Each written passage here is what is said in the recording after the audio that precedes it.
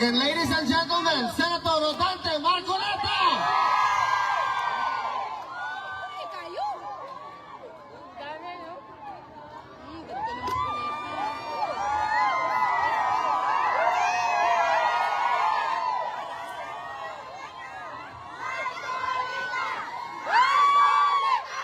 Magandang hapon po sa ating lahat.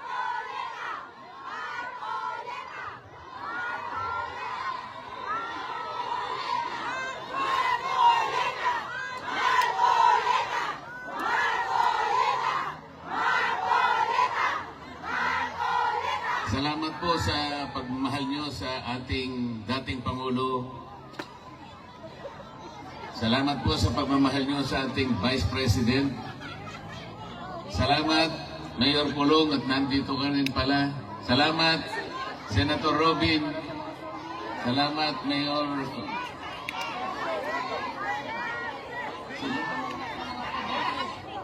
Salamat sa aking kaibigan, Atty. Vic Rodriguez. At lalong-lalo na po kayong lahat na hindi nagmamaliw ang inyong pagmamahal sa ating bayan. Napaka-problemado po ng ating bansa, ngunit huwag po tayong mawawalan ng loob. Magsama-sama po tayo para ayusin po natin ang ating bansa. Akala ko po nung nag-issue ng resignation order ang ating Pangulo, akala ko totoo na eh.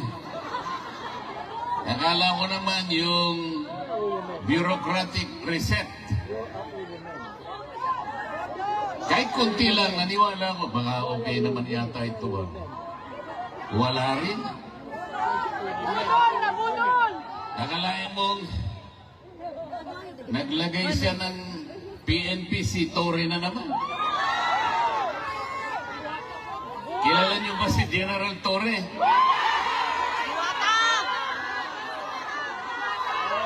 Si General Torre, bakit siya yung nagpanggap na representative ng Interpol?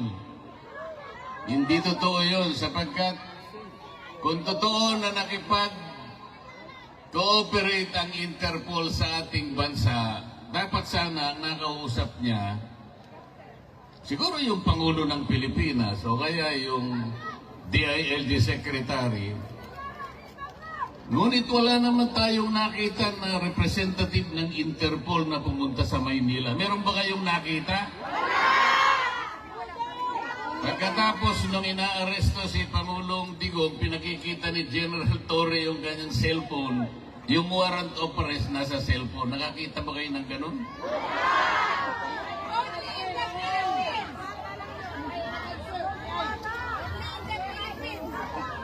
Hindi po ganun ang pagsisilbi ng warrant of arrest.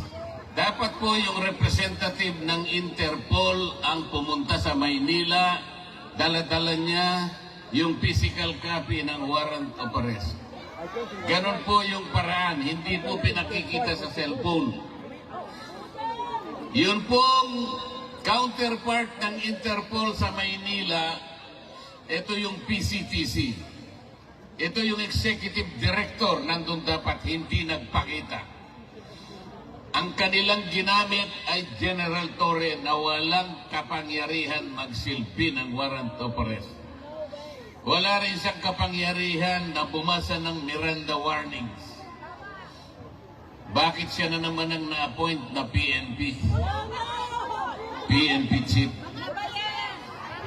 So, ang buong akala ko, pag pinagtatanggal mo, pinag-resign mo lahat, ang miyembro ng iyong gabinete, tanggalin mo na silang lahat, pumili ka na lang ng mas magaling.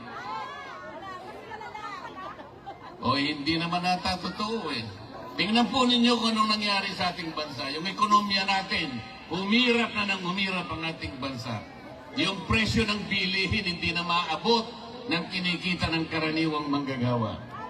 Nag-aaway nga sa Kongreso ngayon eh. Kasi po sa taas ng bilihin, kinakailangan mag-legislate na lang na maitaas na yung sahod. 200 pesos per day sabi ng House of Representatives, 100 pesos sabi naman ng Senado. Ang tagal na magdebate. In the meantime, kawawa ang mga mamamayan. Bakit hindi na lang nilagay yung 150 pesos na lang, i-legislate na yan, pansamantala man lang, makaabot-abot man lang yung kinikita. Hirap na ang Pilipino. Pagkatapos, hindi naman niya tinanggal yung mga economic managers. Nandun pa rin ang BBM. Nandun pa rin yung NEDA, pinalitan lang ang pangalan. Nandun pa rin ang, ano ba yun? Department of Finance. DOJ! Eh anong gagawin mo? Akala ko ba ang pangit ng ating ekonomiya? Akala ko ba ayusin natin ba't hindi ka maglagay ng matino? Naglagay ka pagkatas tinanggal mo pagkatas nilagay mo sa ganito. Hindi po pwede yung gano'n. Pero kaya po tayo nandito sapagkat nandito ang taong kinikilala natin ang pinakamabuti, ang pinakamagaling na presidente ng Republika ng Pilipinas. Akalain mong dadalhin dito?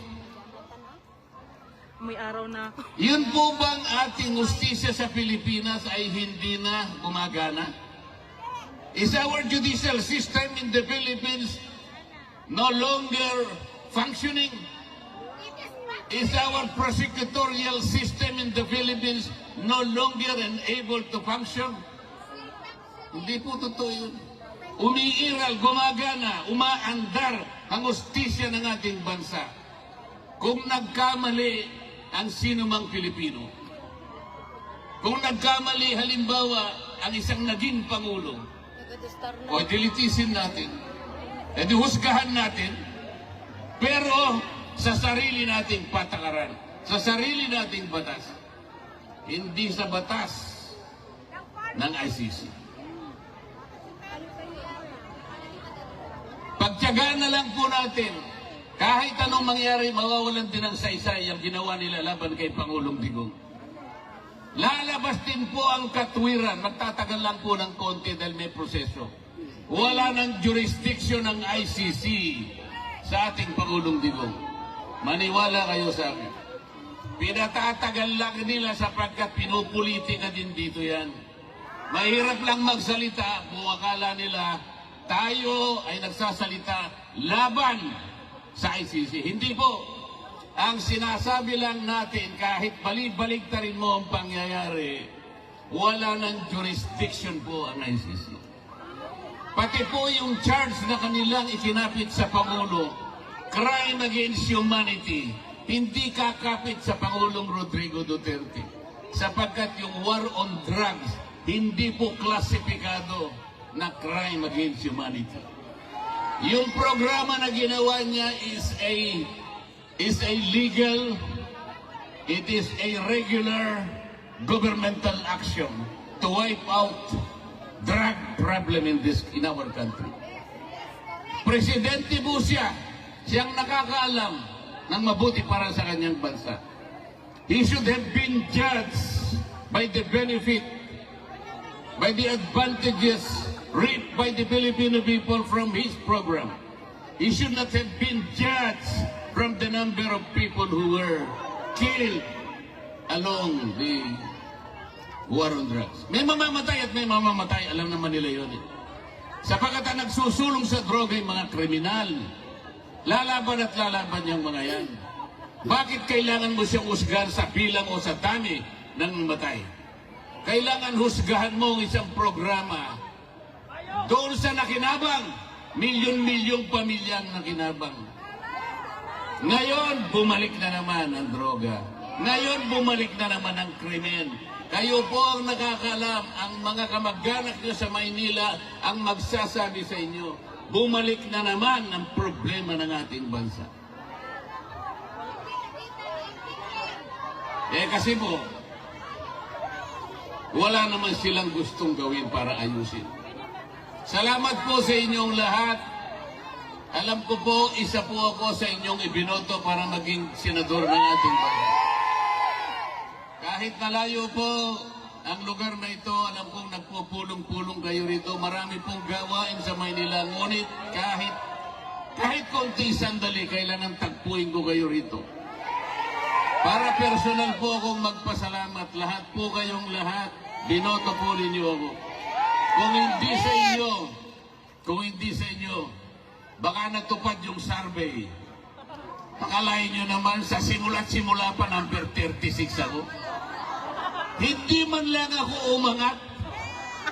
Nung naawa sila sa akin, siguro bandang Pebrero yata yun. Napunta ako sa number 22. Hanggang doon ka na lang, sabi nila. Malapit nang matapos ang Abril, 21 na naman ako. Pagkatapos nagmilagro isang araw, nilagay po nila ako number 12, pero isang araw lang yun. Binaba na naman nila ako sa number 18. Tingnan mo ninyo, ikaw walang hiyaan ng mga survey companies na yun.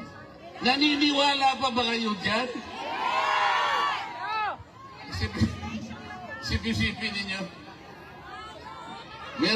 Merong isang media practitioner sa Maynila, babae, hindi ko nababanggitin ang pangalan, baka sumigat pa. Hindi makamove on. Hindi siya makapaniwala bakit daw si Rodante Marcoleta naging number 6.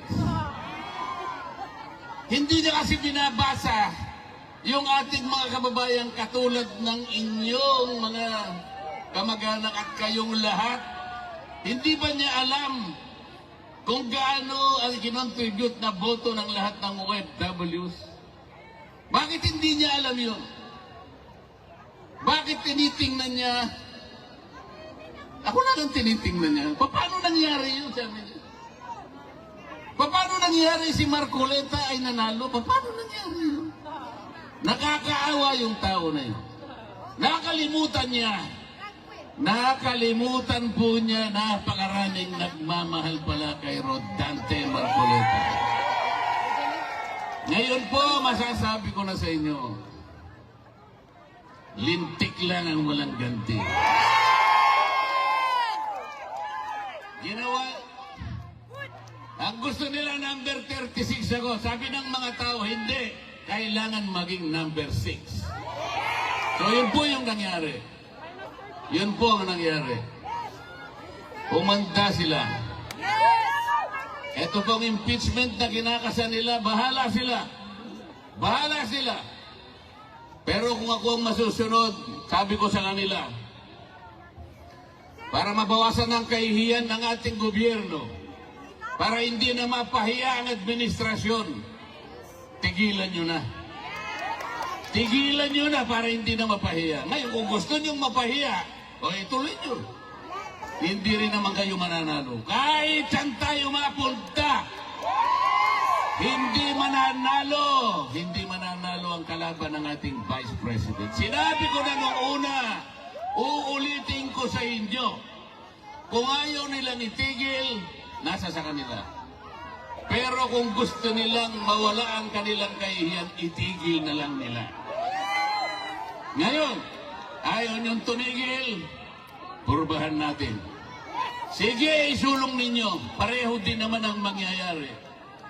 They will not be able to remove the Vice President. Itaga mo sa bato yan. Itaga nyo sa bato yan. Walang mangyayari. The Vice President will stay as Vice President.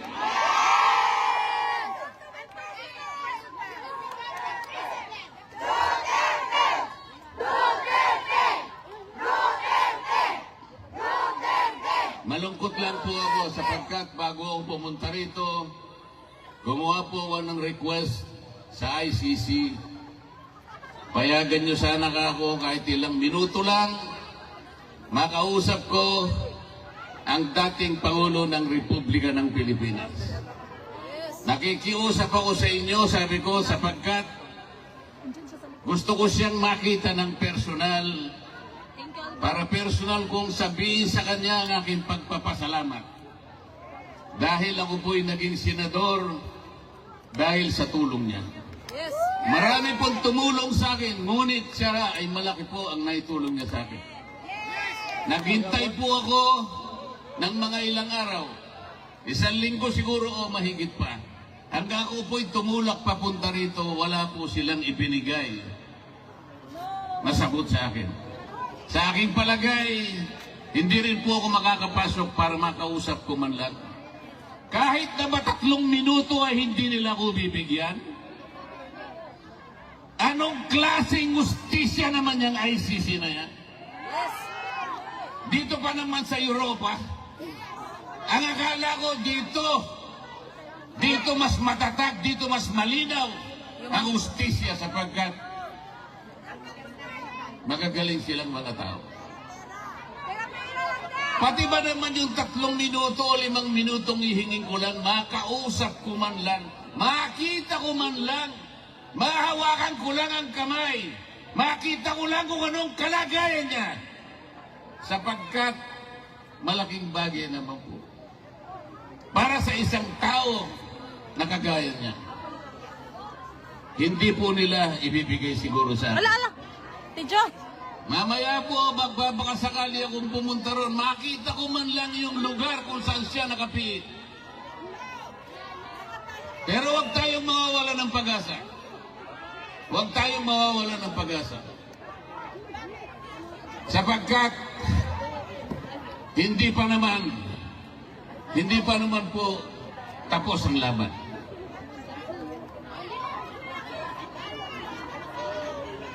Sa ngayon po, maghintay lang po tayo.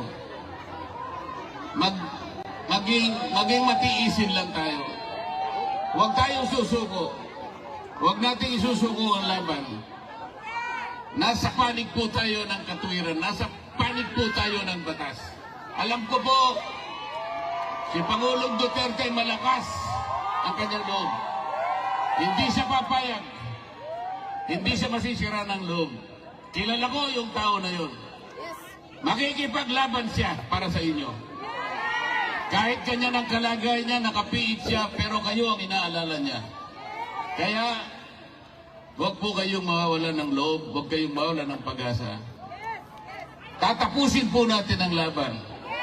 Maiuwi po natin ang Pangulong Digong. Let's bring him home. Salamat po sa inyo lahat.